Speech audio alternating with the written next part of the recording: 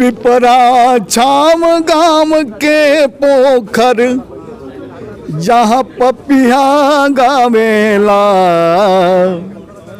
खेलल झिझरी कागज नाम गाँव मोरे याद आवेला। और शादी बियाह में पंगत बैठ के खाइल काढ़ी के जामा परोस खियावल पुरैन पात पर खाइल परोसिखिया में खूब गरिया में गारी गावेला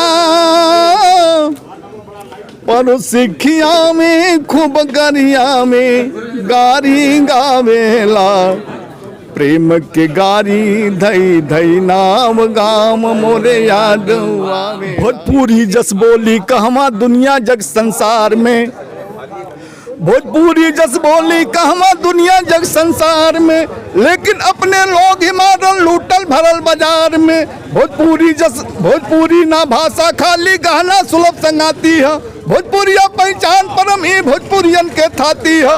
मीठ ई मिश्री से भी बढ़ के भरल पूर्ण रसगागर हो बोली मधुर मदन रसबर से अगम अथा ही सागर। हमारा साथ में जुड़ चुकल बानी कवि सत्य प्रकाश शुक्ला जी और आज हमनी के यहाँ से एगो ऐसा कविता सुनम सन जौन की गाँवी क्षेत्र के जितना माहौल बटे वो अपना कविता में ढाल चुकल बानी। तो यहाँ से शुरुआत करें तो सबसे पहले तो स्वागत हमारा चैनल में। हाँ बहुत धन्यवाद। शुरुआत कीजिए।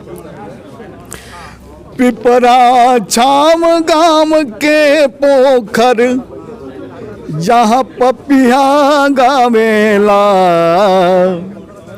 खेलल झिझरी कागज नाम गाँव मोरे याद आवेला खेलल झिझरी कागज नाम गाँव मोरे याद आवेला जहाँ डाल डाल और पात पात पर चिड़ई गावेला खेलल झिझरी कागज नाव गाँव मोरे याद आवेला।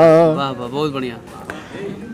आगे बचपन में टीला पर जाके माटी घरा बनावल खींच चिचहरी खेलल कूदल लाते मारी बुतावल झगड़ा झंझट हंसी ठिठोली खेलल रिगावेला झगड़ा झंझट हंसी ठिठोली खेलल रिगावेला मजलिस लगे पिपर की छाम गाम मोरे याद आवेला।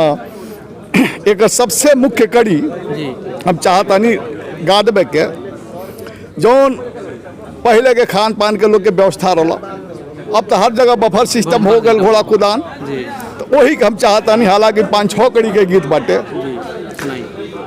बीजे पर शादी बियाह में बीजे होके आज्ञा बीजे दियात रहो जब कहल जाई बीजे तो बरतिया दौड़ पड़ी है बीजे पर शादी बियाह में पंगत बैठ के खाइल काढ़ी के जामा परोस खियावल पुरैन पात पर खाइल परोसिखिया में खूब गरिया में गारी गावेला परोसिखिया में खूब गरिया में गारी गावेला प्रेम के गारी धई धई नाम गाम मोरे याद आवेला। बहुत बढ़िया। प्रेम के गारी धई धई नाम गाम मोरे याद आवेला। अच्छा जो हमनी के आज मेन विषय पर हमनी के आज जो कुछ उपस्थित बानी सन वो विषय पर रुआ का आज संदेश देवल चाहे हम समाज श्रोता बंधु के। भोजपुरी हमार 8वीं अनुसूची में सम्मिलित होके चाहिए। पूरा विश्व में लगभग 20 करोड़ लोग भोजपुरी बोलेला। इतना ज़्यादा भोजपुरी बोले वाला शायद कोनो भाषा के लोग नहीं के इतना विस्तृत क्षेत्र बा भोजपुरी के लेकिन फिर भी 8वीं अनुसूचित में नहीं है।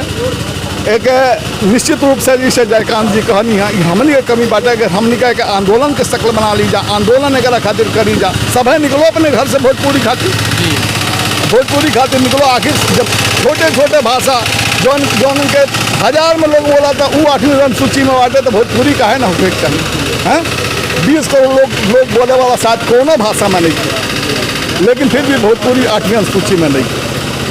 बस ये हमारा संदेश बाटे कि आखिरी अनुसूची में शामिल है। जब नवयुवक जे खराब गीत जो सुनता वो लोग का संदेश देता यही पर वो कविता सुनो। भोजपुरी जस बोली कहवा दुनिया जग संसार में, भोजपुरी जस बोली कहवा दुनिया जग संसार में, लेकिन अपने लोग ही मारल लूटल भरल बाजार में। भोजपुरी ना भाषा खाली गहना सुलभ संगाती है, भोजपुरिया पहचान परम ही भोजपुरियन के थाती है। मीठ ई मिश्री से भी बढ़ के भरल पोर रस गागर है, बोली मधुर मदन रस से अगम अथाह ही सागर है। तरह तरह के गीत गवानी गहगत गीत गवाइल बा, लेकिन अब असुरन की अइले भाषा इज्जत लुटाइल बा, लेकिन अब असुरन की अइले भाषा इज्जत लुटाइल बा। जौने तन से जन्म समर ले पियत दूध पोसा गईले, ओही तन सुबहित थाती के नोच नोच के खा गईले। बहुत बढ़िया। वस्त्र उतरले नारी तन के झांकत तन शरमैले ना, अपने माई लाज लुटौले माटी में धस गईले ना। केहू बखानल लहंगा चोली नारी इज्जत फाट गई, चीर खिंचाइल भरल सभा में नंगा तन सब माट गई। फुहड़ गौले फुहड़ बजौले नंगा नार उघार भइल, गली हाट चौबारे बाजल राह चलल दुश्वार भइल, गली हाट चौहारे बाजल राह चलल दुश्वार भइल। कैसे इज्जत रही नारी के कैसे मात बचा पाई, इनकी ऐसन पूत रही तक कहवा लाज लुका पावी। एक दुशासन चीत उतरी है कान्हा लाज बचा रही है, एक दुशासन चीर उतरी है कान्हा लाज बचा जई है, लेकिन घर घर भरे दुशासन कितना कान्हा आ पई है। रोज हरण नारी के होई कितना राम बनावल जा, कितना लंका छाड़ कइल जा, कितना पाप जरावल जा। अब ई भारत भारत नहीं के कौरों के दरबार भइल। खाली गीत लिखे वाला जिम्मेदार नहीं है, गाँव वाला जिम्मेदार नहीं है, गीत सुनहु वाला जिम्मेदार बा। एक गो अश्लील गीत के गावे वालन के 20-20 लाख फॉलोअर बाड़े, ऊ का दूसरा जगह कहूँ है हमनी के भोजपुरी समाज के जी, ये हमनी के भोजपुरी समाज के हुए। तो यो बात हमनी का ध्यान रखे पड़ी कि अब ये भारत भारत नहीं के कौरों के दरबार भइल। बड़े बड़े जो धाबा बैठल चीर दुशासन फार गइल, इमा तो सब विदुर बनल बा, भीष्म मौन बा बानर बा, शीश झुकाले पांडव बैठल राजा युधिष्ठिर बा। घर घर से द्रौपद बिलाप पर केहू कृष्ण आवता, राह चलत में चीर खिंचाता नारी लाज नसावता। तब फिर ई बचाई के नारी की लाज के अगर मर्द लोग वह सुने के एकदम इच्छुक बाटे जी, ऑर्केस्ट्रा में बाज रहल बा, लोग डांस कर रहल बा जी, देखला खातिर हम नारिये का आह्वान करनी तोहरा लोग आओ लोगे भाई। बिल्कुल रानी दुर्गावती बनी है, लक्ष्मी बनल बाड़ी, रानी दुर्गा बनल बाड़ी, काली बनल बाड़ी, जौन पाप के अंत कैले बाड़ी। तो नारिये का हम आह्वान कैले बनी कि आ जा लोग तोहरा लोग बचाओ लोग कि ऐ नारी अब शस्त्र उठाव कही दा फूहड़ ना गई है, पानी गिरल बहर आखी के कृष्ण बचावे ना आई है। ऐ द्रौपद अब केस खोल के उठा दुशासन वार कर, नेत्र खोल के देखा सीता रावण के संहार कर। बन जा दुर्गा बन जा काली बन जा तू खप्पर वाली, मधुका टप के मान मिटा दा बन जा कल के तैवाली। मौन भइल बा मर्दाना जब बन के मर्द दिखा दा तू। मुद्दा पर मर्दाना लोग मौन बा, सबे डांस करता जी। तो मौन भइल बा मर्दाना जब बन के मर्द दिखा दे तू, चीर के सीना दुशासन के आपन के सजा दे तू। कह द सकल गवैयन के कि फूहड़ गीत जो आ जाई, कह द सकल गवैयन के कि फूहड़ गीत जो आ जाई। बाबा बढ़ के आग लगा दे सगरो दम्भ भुला जाई, बाबा बढ़ के आग लगा दे सगरो दम्भ भुला जाई।